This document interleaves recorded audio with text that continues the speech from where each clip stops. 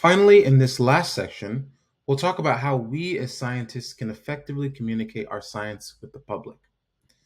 Now, why is public engagement important? Now, good, honest scientific research can only happen when there's trust between scientists and the public.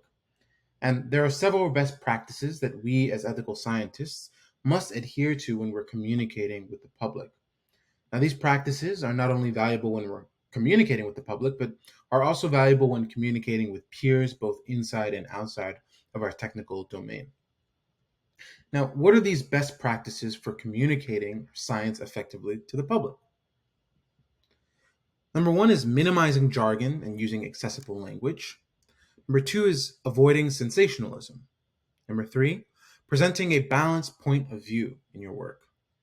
The fourth one is highlighting the weaknesses of your conclusions and or the limitations of your analysis. The fifth one we have is presenting your research in a clear and defensible manner. And lastly, it's communicating this work via non-academic forums. Now, here are some non-academic forums and avenues that you can use to communicate your work to the public. These include writing op-eds for your work or for local or university papers, using social media to share parts of your work, making and editing your lab's website to be more accessible, adding things like blog posts about your work written for public consumption, and finally engaging in outreach to bring your work to local schools and fairs. After this video, you'll be given a couple of short case studies that you can use to practice and test what you've learned in this section.